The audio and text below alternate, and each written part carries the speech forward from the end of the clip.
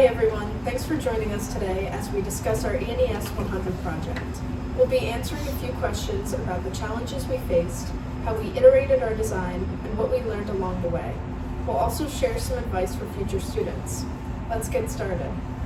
Tell a story of how your team used troubleshooting to uncover and learn about an unexpected problem.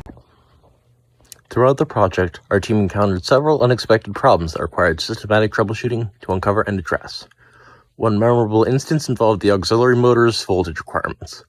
During testing, we discovered the motor could not operate effectively because it was receiving insufficient voltage.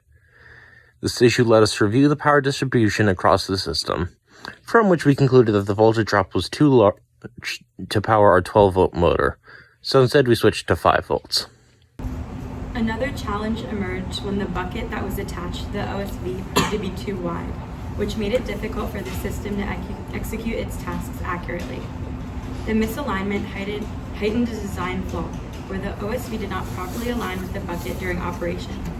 To address this, we developed and implemented a wiggle code in the OSV's programming. This code introduced small corrective movements to realign the system dynamically, which improved task execution and compensated for the bucket's size discrepancy. Our team also faced issues with the kill switch. Initially, we had been using a 3-prong switch, but during integration, we realized that a 2-prong switch was necessary for proper functionality. This discovery prompted a quick replacement and modification to ensure compliance with the system's design requirements. With the dependency on perfect positioning for execution tasks, another challenge arose when we realized our navigation system was not as precise and accurate as we had hoped. We designed the bucket that hangs off of our crane with the exact measurements that perfectly fit into the pool when lowered. After seeing the OSV did not perfectly navigate to the mission site, we quickly learned adjustments would need to be made to the bucket size, or else majority of the time it would not fit in the pool. To resolve this challenge, we made a sudden decision to saw off a part of the bucket before making our final run, with the hope that it would give it a higher chance for the bucket to enter the pool, not knowing if the OSV would navigate correctly or not. In the end, we were able to successfully get the bucket in the pool for water collection, even when the navigation varied per run. Perhaps the most complex troubleshooting challenge involved the motors failing to turn at a consistent speed. This could have been caused by our wheels malfunctioning. They were cheap, and the threads to tighten the wheels onto our motors were stripped, so each wheel moved at a slightly different speed and made it impossible to travel in a straight line. To diagnose the issue, we systematically isolated and tested every element in the drivetrain, including the Arduino, motor controllers, and the motors themselves. This methodical approach allowed us to identify and rectify the problems efficiently, ensuring the drivetrain operated as intended.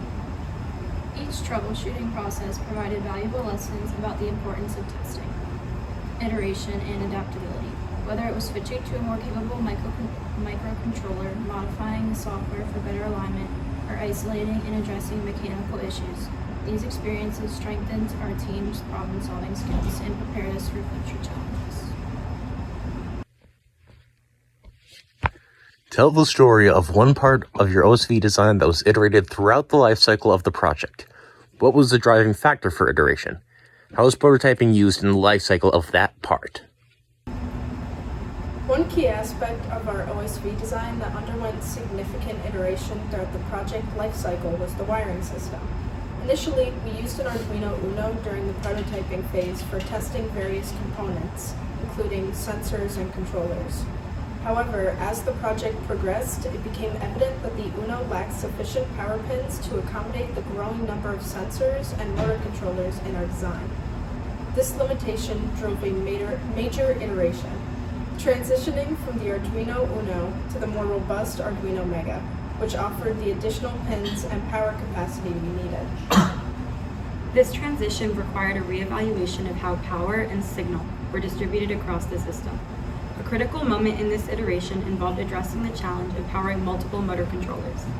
Andrew's innovative problem solving came into play here, as he devised a method to utilize only 3 pins for each motor controller while maintaining functionality. This solution maximized the efficiency of the Mega's available resources. Prototyping played a pivotal role in this process. Early prototypes helped us identify the limitations of the Arduino Uno and to test the feasibility of wiring configurations. Prototypes of the wiring layout allowed us to experiment with different solutions, ensuring that the final design was both functional and organized.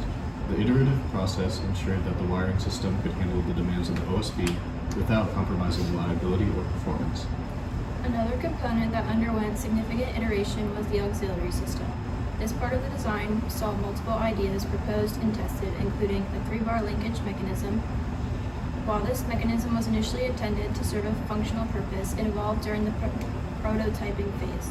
When we decided to use a wheel attachment to the arm instead of a full crane, Samita repurposed our prototype of the crane into a decorative feature for the OSV, adding aesthetic value.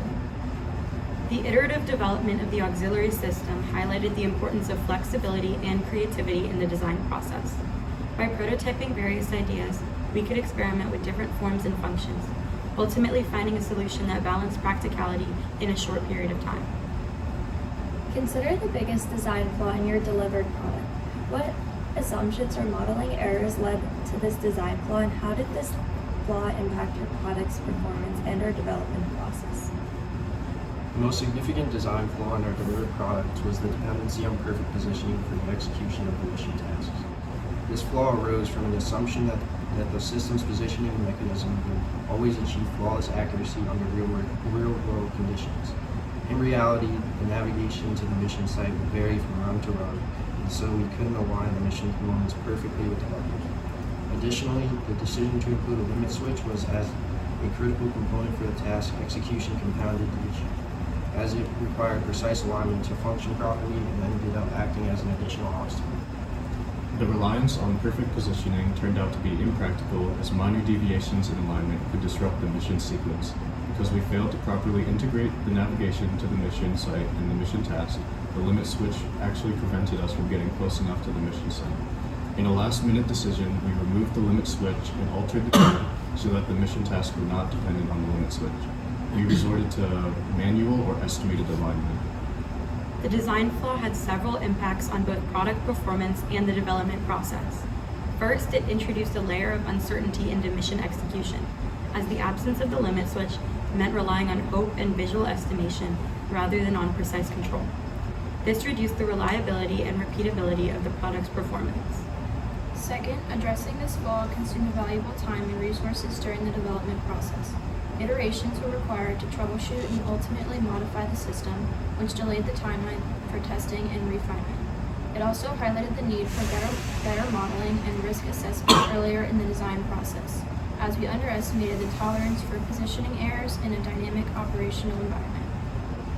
This experience underscored the importance of designing systems with robust error tolerance and adaptability to real-world variables. In future projects, we would prioritize thorough testing of assumptions and incorporate fail-safes to mitigate similar issues. For instance, incorporating sensors or algorithms that can adjust positioning dynamically would have provided greater flexibility and reliability. Give some advice and specific strategies for future ENES100 students based on what you did and what you needed to know. One of the most important lessons we learned is that everyone comes into the course with a different skill level and knowledge base. Taking the time to teach and support each other is crucial for team success. For instance, if one teammate excels in coding while another is skilled in wiring, sharing knowledge ensures that no one feels left behind and that the team can tackle challenges collaboratively. A practical strategy is to schedule mini sessions where team members can explain their work or demonstrate specific skills. This approach fosters a stronger team dynamic and enables everyone to contribute meaningfully. Another strategy that proved invaluable was working on multiple tasks in parallel. By dividing the workload and focusing on different subsystems simultaneously, our team was able to make significant progress in a shorter amount of time.